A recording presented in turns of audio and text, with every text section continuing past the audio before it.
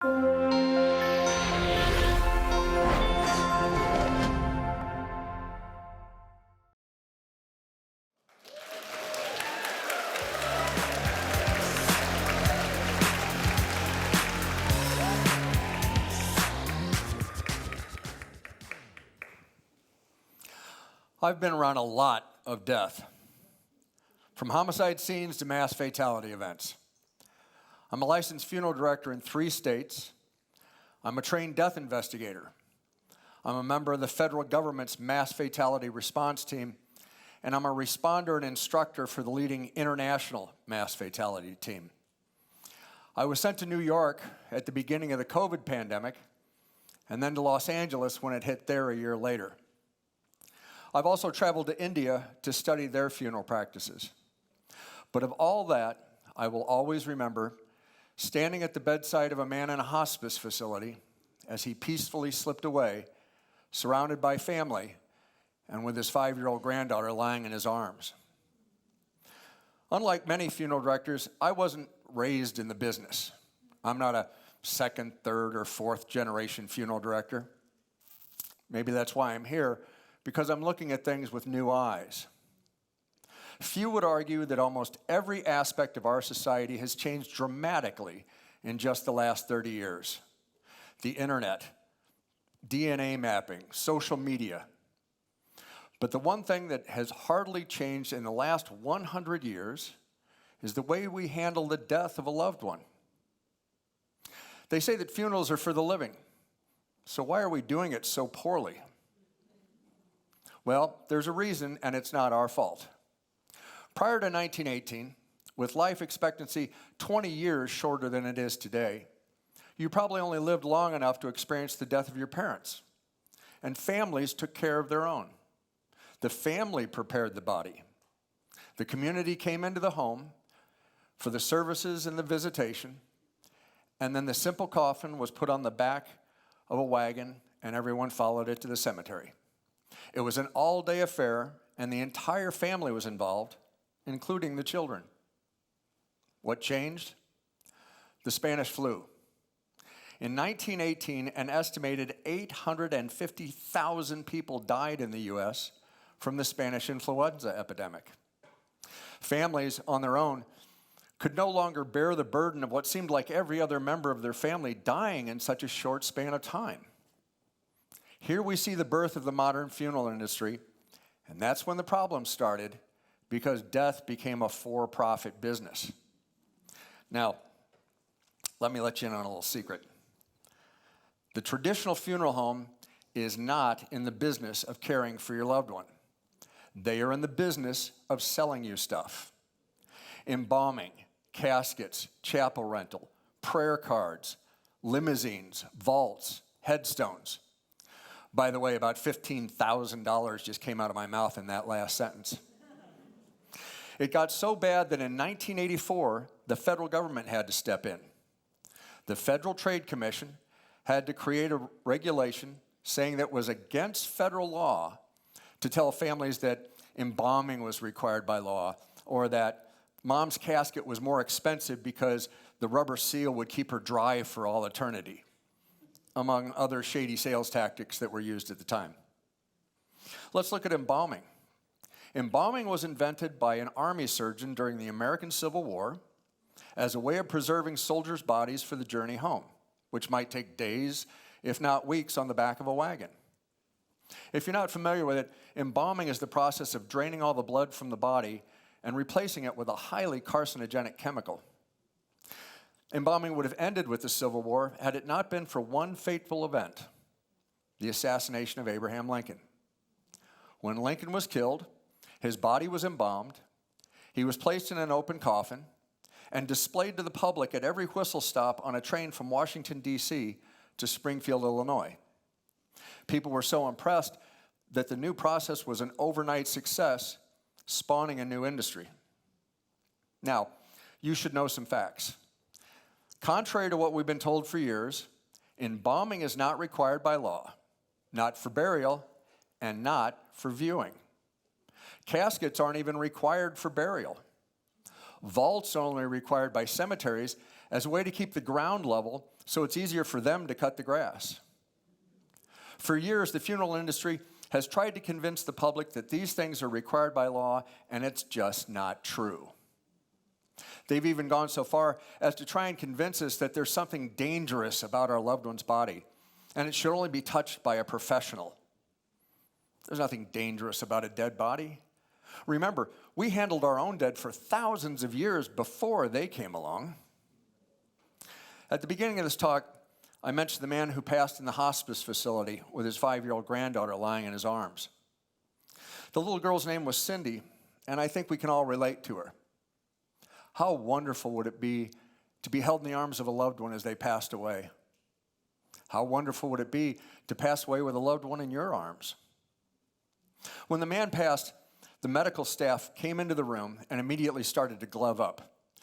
The little girl was whisked off the bed by her mother as if she had inadvertently gotten too close to a container of hazardous waste. 5 minutes ago, that was a beloved member of the family. Now it's everybody back, that's a dead body.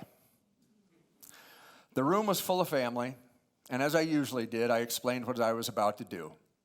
I'm going to wrap him in this beautiful blue sheet. I'm going to put him on the gurney, and I'm going to take him into my care. With that, little Cindy jumped off her mother's lap and said, "Can I help?" Everybody in the room froze, including the medical staff. Every eye was fixed on me, not knowing how I would respond. Why?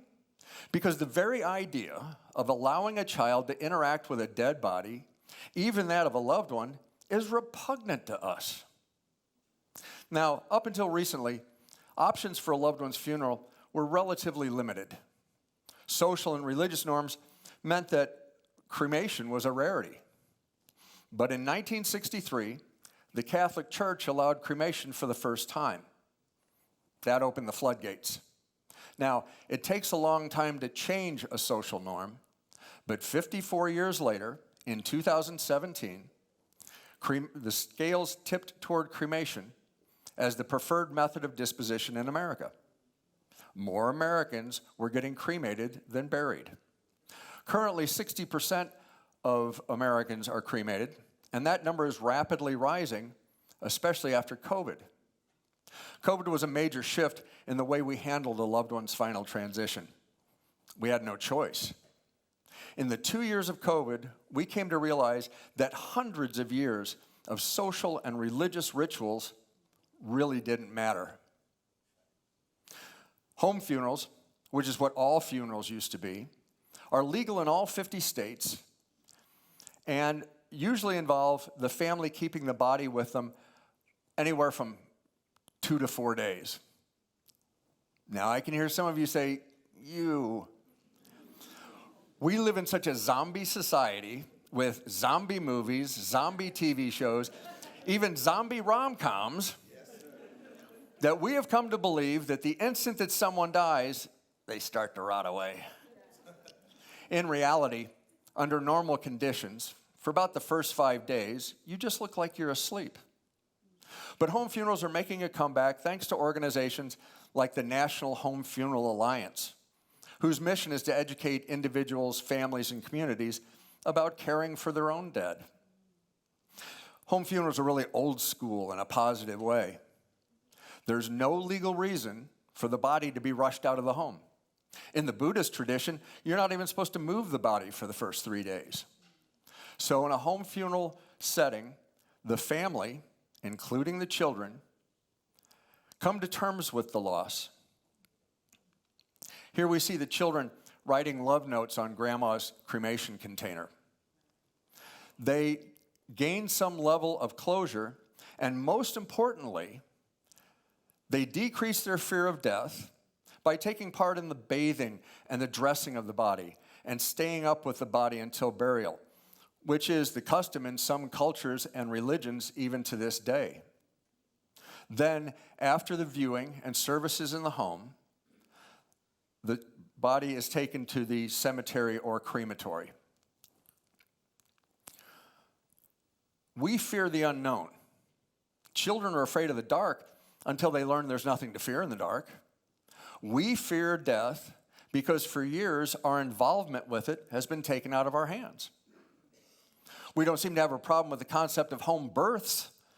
We're doing it the natural way it's been done for thousands of years.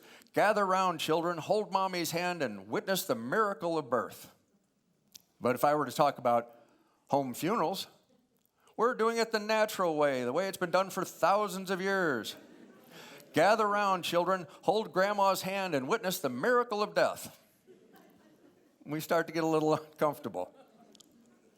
Green burials, which are burials without embalming fluid, a metal casket, and a vault, are also options in all 50 states, and usually involve the family placing the body in the grave wrapped in a cloth shroud or a simple wooden box.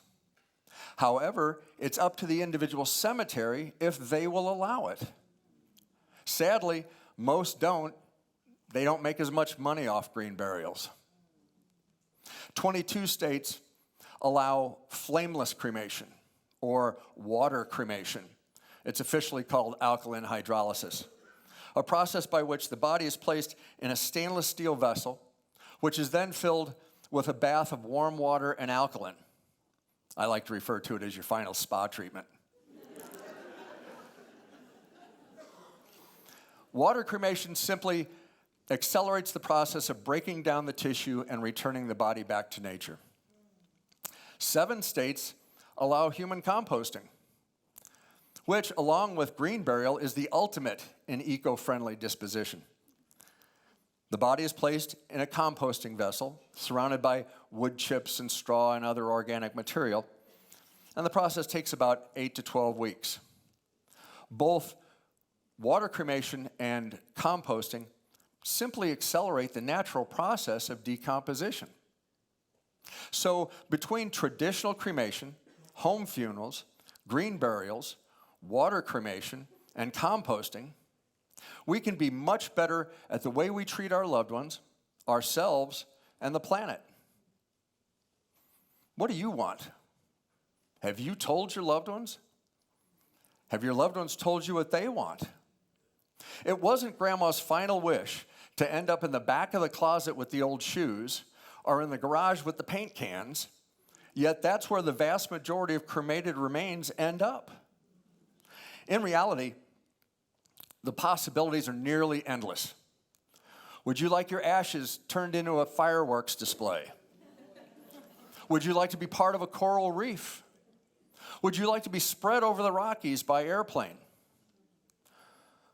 Would you like a full-body burial at sea like in the old pirate movies? It's all perfectly legal. We have rights. We have options considering end-of-life decisions that should be considered a basic civil liberty. I think we should go back to the days when the family had control over a loved one's final arrangements, rather than turning that control over to strangers. So if you were to ask me, is it possible for you to take control of a loved one's final disposition? I'll tell you what I told little Cindy that day in the hospice facility when she asked if she could help take care of her grandpa. Of course you can.